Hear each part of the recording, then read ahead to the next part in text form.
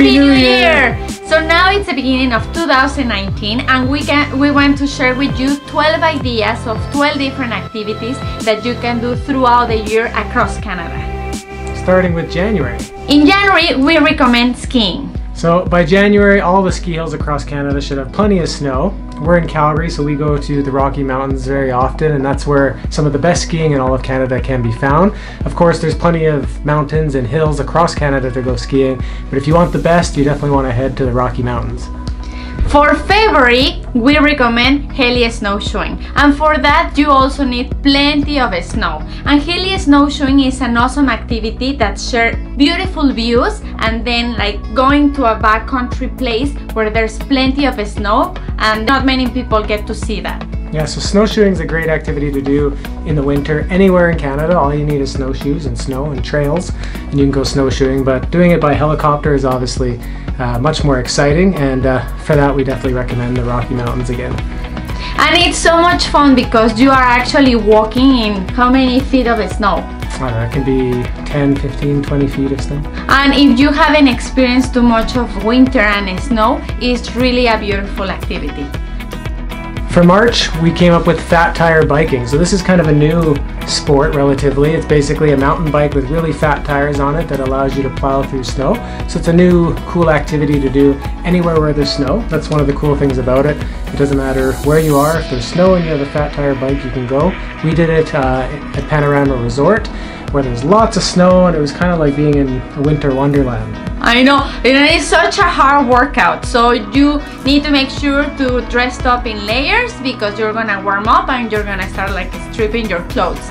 In April, you can go on a glacier, and this is in the Columbia Icefield, which is on the Icefields Parkway highway. Pretty much halfway between Banff and Jasper, and it opens up in April, so that's why we're recommending that time. But pretty much any time between April and October, you can go there and sign up for it, and they bring you on to the glacier on this big all-terrain bus kind of thing, and then you can actually walk on the glacier and sample fresh glacier water. And in May, another unique activity for Canada especially is to see icebergs, and my favorite birds, the puffins in the coast of Newfoundland.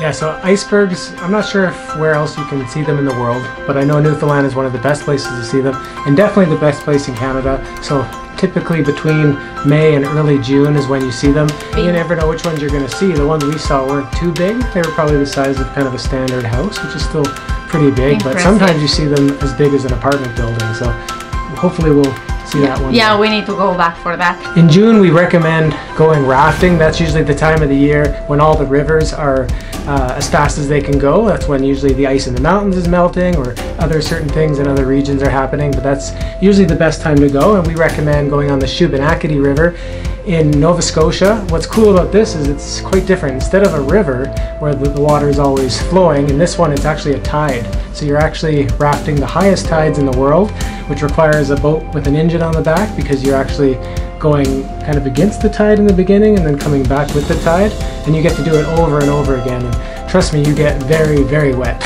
And it's kind of a lazy way to do some rafting, because when you do regular rafting, you actually need to paddle and go through the currents, and here you don't need to do anything, just hold tight and I don't know, and maybe like wait for that cold wave of water.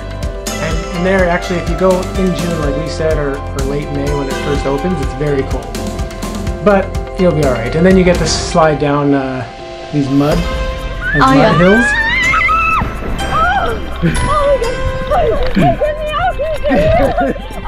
In July, which is the summer here in Canada, is a great season to do whale watching, and this can also be done in different parts of Canada. Usually the best places to see them are kind of either the west coast, like Vancouver, the east coast, such as Newfoundland, Nova Scotia, PEI, New Brunswick, or surprisingly, it was actually new for me to find out, but in Quebec as well. But for us, the one we recommend is going up to Churchill, Manitoba, where you can actually go snorkeling with beluga whales. So it's something that we never like knew or heard about before, because it's actually one of the biggest migrations of whales. In the winter, they're actually known as being the polar bear capital of the world, but in the summer, they're known as the beluga whale capital of the world. But if you can't make it there, you can also see humpbacks and orcas on the west coast and other whales. In Quebec, you can also see humpbacks. Newfoundland, you can see humpbacks. So there's all kinds of ways to see whales, and we've seen them many times, so you have a really good chance. So in August, we recommend doing a road trip up the Dempster Highway. Of course, you can do a road trip anywhere in Canada. It's the perfect country for that. And of course, the summer is the best time to do it. But the Dempster Highway is really unique because it takes you all the way to the Arctic Ocean. And one of the cool things about doing it in August is, of course, you have the beautiful fall colors, because fall comes earlier that far north, but also there's very little bugs. Yes, because we heard that you are like attacked by so many mosquitoes, and when we were there at that time of the year, it was just perfect. And also it's a perfect way to also visit two very cool towns or cities, I don't know how to call them. Dawson City, that it's in the Yukon, and it's a small western town that like takes you back on time at the beginning of the 1900s. And it's home to the Klondike Gold Rush, so that's where everyone went. It used to be one of the biggest cities in Canada way back in the day. Now it's a very, very small town, but a really cool place to visit. Yeah, very interesting. And another one is Tuktoyaktuk. So even the name, I guess, it speaks for itself.